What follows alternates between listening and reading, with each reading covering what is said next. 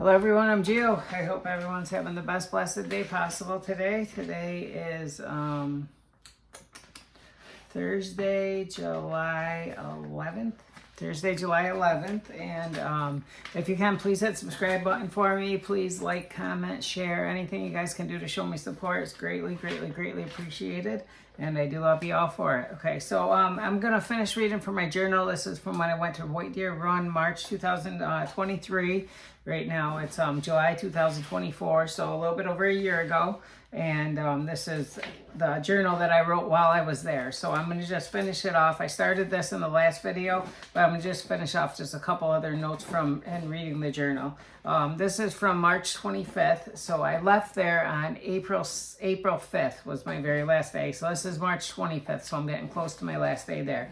All right, so on this day I wrote, "It sucks so bad that I have made such a crazy mess of my life, but on the bright side now I'm sober and moving on to the next chapter, so we will see what happens. I'm trying to put it in God's hands and say whatever happens will happen, and that means it's supposed to happen." So at this time, I am starting to trust in God. I'm starting just to feel like I'm putting it in His hands. Whatever He says for me to do is what I'll do, and I'm going to trust in Him and trust that everything's going to work out.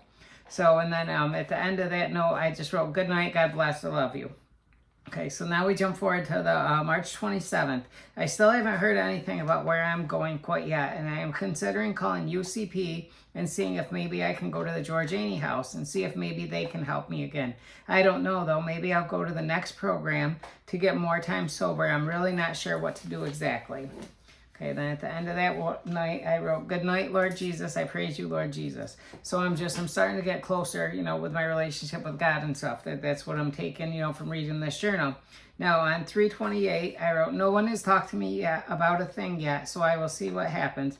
If I do go home, I'll probably try UCP and see if there's a chance they'll be willing to help me." And then I'm going to go to bed now and say my prayers. Good night, God bless, till we meet again. And at the end of most of these, I write, I'm going to go say my prayers. So that's another part of it is, aside from just trusting in God and doing all that, I began praying, daily. I began praying, not as much as I do now, because now I pray all throughout the day and everything. But at that time, I was praying at the end of the night, and just having a conversation with God every night at the end of the night.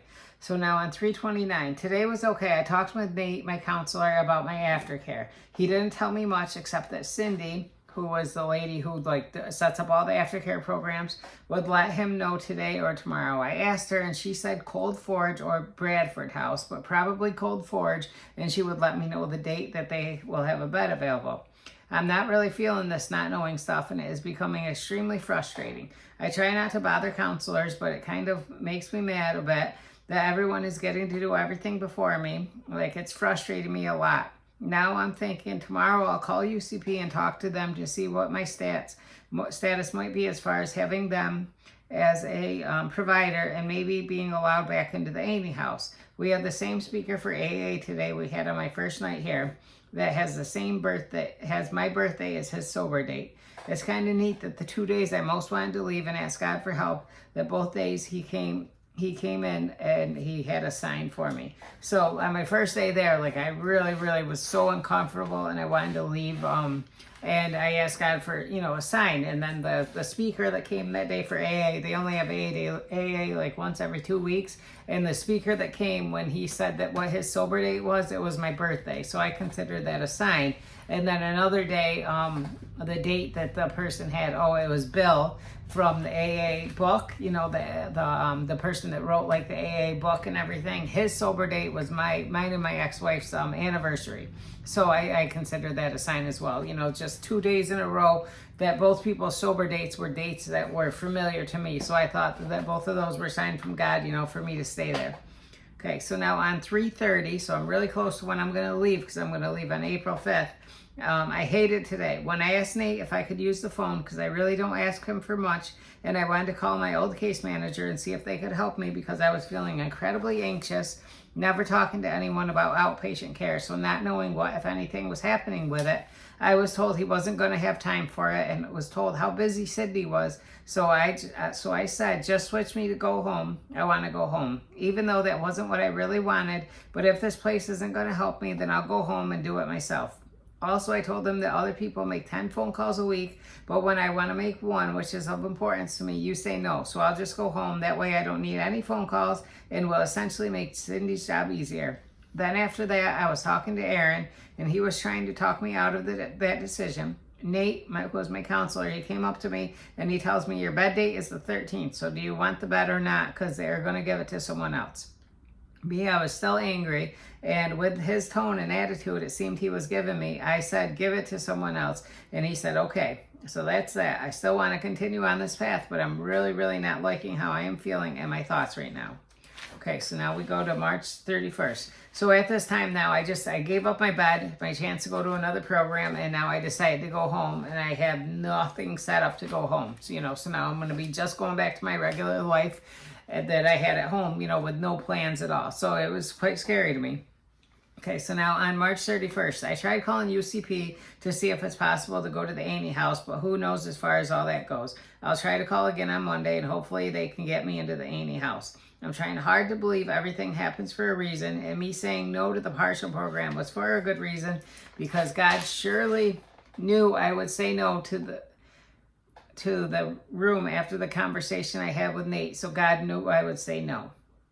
So this is all meant to happen, I suppose. Okay, so like my thoughts now were that the way that this person talked to me, and like God knows what's in my heart, God knows, what's behind all my motives, all my feelings, everything like that. So with this person talking to me and everything the way he did, God would know that I would say no to that, So obviously I'm meant to go home, but now I'm meant to go home and I don't even have a plan or anything. So it didn't seem like that it really made sense, but I'm trusting in God and I'm believing that is what's supposed to happen.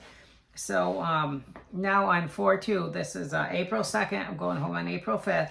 I hope tomorrow more than anything that I am able to reach UCP with any luck, and they take me back as a client. Hopefully we'll have some luck that they do that. Thank you, God, for a blessed day. And thanks for keeping me alive all these years. Good night and God bless.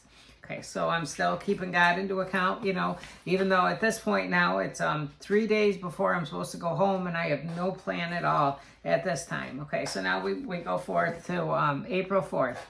Tomorrow is the day, and I'm definitely excited, but I'm extremely worried. Like I don't know how any of this is going to work out yet. I kind of wish I just stayed till the 13th, but we will try it out this way. Either way, I'll see what I can do to get in somewhere. Okay, so now it's the day before I'm supposed to be going home. I have no plan. I have nothing in place or anything. So how could that be what God wanted for me instead of going on to another program? But then if I look at my life now and I look at what happened because I came home, you know what I mean? So I came home on March 5th or on April 5th, and I ended up using right away. But then on April 7th, on that day, I prayed that God would get me out of the situation because my life was just reverting back to exactly what it was. And I hated the way I was feeling and everything. So I prayed for God to get me out of the situation. And then that's when I got pulled over. And I had all the experience that I had with the cops and everything. And I asked them to please put me in jail. And I went to jail, and then I got out, and I've stayed clean since then.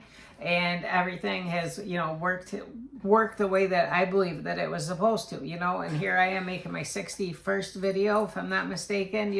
I'm a member of my church now. I have like all my charges all taken care of. My daughter's wedding is, about a month away now, and I was going to be able to attend it. You know what I mean? I got myself over a year clean, 15 months clean now.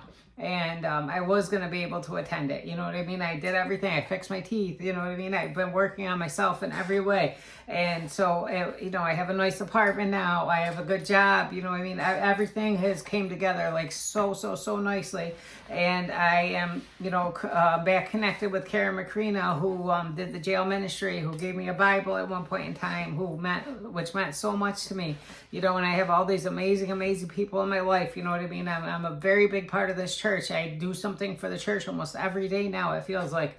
And so I'm a part, of so much good stuff now in my life.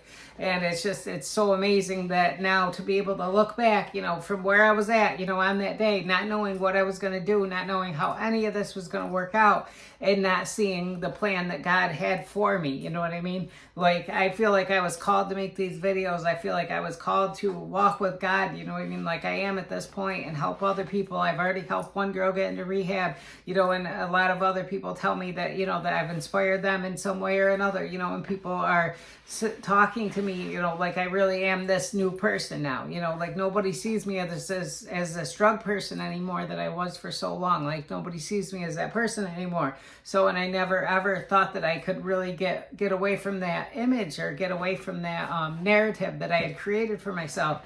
So it really was such a blessing, everything happening the exact way that it did. But to go from that, being scared and like not seeing how could I possibly be supposed to go home? You know what I mean? But had I not came home at the time that I did, I wouldn't have, all my charges had to be addressed at some point in time. Like I had to address them. I had charges out of 6 different courts, you know what I mean? And which I wrote a letter when I was in rehab to those courts and began addressing them, but I still had to like serve some time. I still had to do that. And, but it all worked out and got me to this point in time in my life, you know what I mean? Where I am stronger than ever. I'm better than ever. I'm the best I've ever been, like so far by so much that I've ever been before. So looking back now, everything like going to rehab was a great decision, you know what I mean? But an even better decision was listening to God when God told me not to go on to another program, because he had that counselor who was nice to me every other time, but on that day he was extremely rude to me. And God knew that I would react the way that I would, and he knew that I would say, no, I don't want to go to that program now because you just made me angry, so now I'm going to make a swift decision and I'm going to say no. Like God knew that I would do that. And then it ended up, the way that it did now. Now I have my family back in my life. My grandmother's moving back up here from Florida so she can be close to me, and I talk to her all the time. Like there's so many things that have worked out because of that decision that I made. So trusting in God and believing in him, like above all else, you know what I mean? Even when it didn't make sense to do that, that's what was one of the best things that I've ever done. So the next thing I was going to do on this video was I was going to read you guys. So when I talk about, how I had charges in 6 different courts. I had warrants. I think there was 4 warrants at the time that I got picked up. So I had charges out of Frankfurt Court, out of Ilion Court, out of Little Falls Court, out of Herkimer Court, out of Whitestown Village Court, and out of Sloatsburg Village Court. Those are the 6 courts that I had charges out of. And, and they like a lot of them were actively looking for me for quite a while, but somehow or another, I just kept on dodging them and kept on getting away. And, but, at the point in time where I prayed for God to get me out of the situation, that's when I got picked up, and that's when I got to go to jail, after all that. So, but when I was in, rehab, I did write this letter, so I'm going to read you guys this letter right now, because this was me starting to address the courts and me starting to take responsibility for my actions and starting to do things, positively to move my life in the right direction. So I wrote, Your Honor, I'll start by apologizing for my past behaviors. I am currently at White Deer Run Rehab Facility. I came here on my own, and my stay is open-ended as I am planning on further treatment. In my life, I have done one thing that I am truly proud of, and that was raising my daughters to the ages of 12 and 7. My entire life, I have never felt whole, and I used substances to fill that void, and my life became extremely unmanageable. My family got sick of me long ago and are not a part of my life, as I have been trying to please all the wrong people. My oldest daughter, Jasmine, whom I've had such a big hand in raising to be an amazing person, is currently a manager at M&T Bank in Vermont, and her boyfriend proposed to her on Thanksgiving Day. Due to my struggles with addiction and life as a whole, I have missed every important moment in my daughter's teenage and adult life. Everyone said for me to get myself better and I'd be able to attend her wedding. That time is now for me to become a productive, contributing member of society, because if I fail and miss her wedding, then my life will no longer have a purpose. For today, I am right where I want to be and need to be, which is safe, sober, and pursuing a life I can be proud of. I am currently 44 years old, and for the first time, I am trying to help myself, and I feel hopeful for what the future may hold. I am writing you this letter in hopes that my current charges can be looked at as charges that do not merit me going back to jail, but instead can be considered as charges of a person struggling through life, battling the disease of addiction, and I can be recommended for a drug program, which can hold me accountable for my future actions instead of punishing me for actions of my past. Thank you so much for your time and consideration, and I promise if afforded this opportunity, I will not let you down. Sincerely, George Eisler V. Okay, so that was the letter that I wrote and I sent out to all 6 courts when I was in White Deer One rehab facility. So now, I mean, the one thing is I did end up in jail, but at the time I ended up in jail, I asked to go to jail. You know what I mean? I told the cops, I said, I need to go to jail. There's nothing for me out here. I have nothing. You know what I mean? I don't have a home.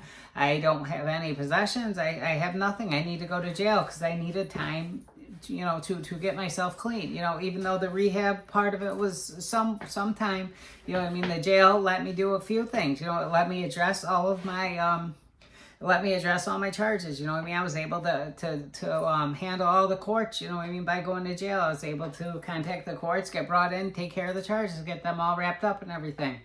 And so it's following what God says. You know, when God tells you to do something, even if you don't know why he's telling you to do it, even if you don't feel like it's the right thing, you know, you just have to trust in that and believe in that, and that's what you do, you know. And they say you follow God always. When God tells you to do something, you do it, you know.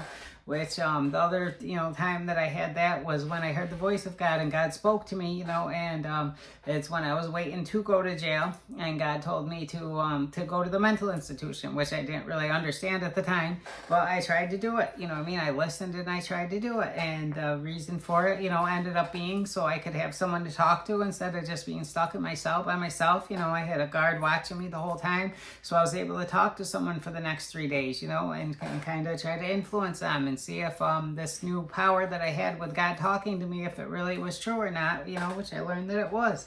So everything I do believe has been for like this greater purpose for me, and I do believe that I am destined to do something, and I plan on doing it. You know, I 100% plan on doing it, and I feel great. You know what I mean? I feel better than I've ever felt. And my life is going better than it's ever went. You know what I mean? It's more stable than it's ever been. And I love the church that I'm part of. I love my apartment, you know what I mean? I like my job. I like everything, you know what I mean? And none of this would have happened had I went on to that other program, you know what I mean? I probably would still be facing all these charges. I probably, you know, who knows what would have happened if I went to that other program. But right now, I feel like I'm right where I'm supposed to be. So just that's the message, you know, it's just to follow. When God tells you to do something, you got to follow it and you got to do it. But that's what I got to say to you guys today. I hope everyone does have the best blessed day possible. Remember, I love you. Please subscribe. Please like. Please share. Please comment. Anything you guys do, I read all the comments. I comment back on all of them. So, but I do thank you all, and I appreciate everyone. Remember that as nice as it is to be important, it's infinitely more important to be nice. I love you. God bless.